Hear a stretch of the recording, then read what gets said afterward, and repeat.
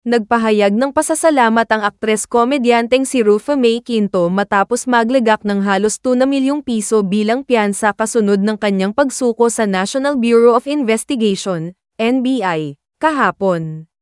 Si Rufa Mae ay nahaharap sa 14 na bilang ng paglabag sa Section 8 ng Securities Regulation Code. Ang bawat kaso ay may katumbas na piyansang P126,000 na umabot sa kabuuang halagang P1,764,000. Ang mga kaso ay may kaugnayan sa isyu ng Dermacare, ang parehong kumpanyang nadawit sa pagkakakulong ng dating aktres na si Neri Naig Miranda noong nakaraang taon. Naaresto si Neri noong Nobyembre ngunit pinalaya rin matapos ang ilang linggo sa utos ng Pasay City Regional Trial Court. Dumating si Rufa Mae sa bansa kasama ang kanyang pamilya mula San Francisco kahapon ng umaga at voluntaryong sumuko sa mga awtoridad ng NBI. Dumaan siya sa isang medico-legal examination bago harapin ang Pasay Court na naglabas ng warrant laban sa kanya. Agad na sinimulan ang proseso ng piyansa, ngunit hindi natapos noong araw na iyon dahil sa pagtaas ng kanyang blood pressure. Ayon sa kanyang abogado na si Mary Louise Reyes, nananawagan sila sa publiko at media na huwag magmadaling humusga batay sa mga hindi kumpleto at hindi tiyak na impormasyon. Sana maintindihan ng lahat ang kahalagahan ng pag-withhold muna namin ng impormasyon hanggat maging maayos na ang lahat, ani Reyes. Kami ay naninindigan sa katotohanan.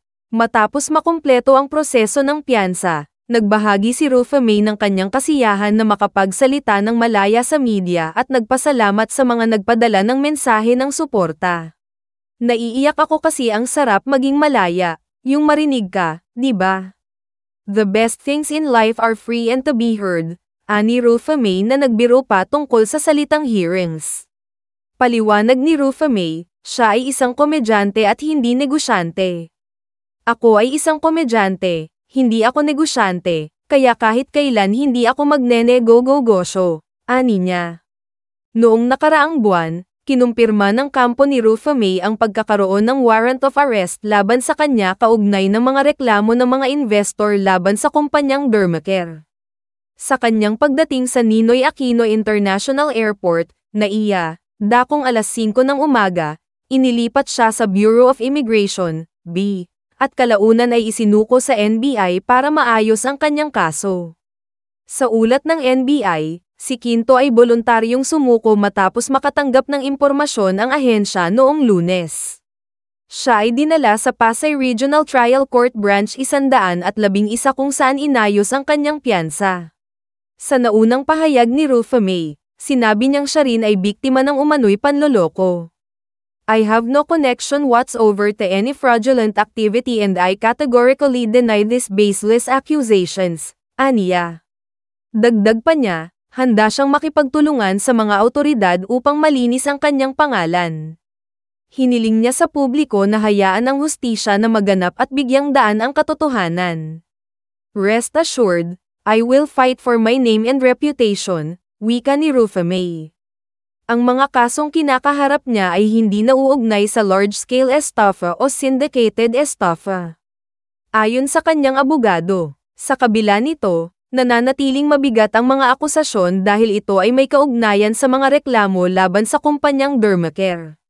Samantala, muling na-reschedule ang inaasahang arraignment ni Neri Naig noong Huwebes 9 ng Enero, kaugnay ng mga paglabag sa Securities Regulation Code na may kaugnayan sa kanyang naunang pag-endorso sa kontrobersyal na kumpanya ng skincare na Dermacare.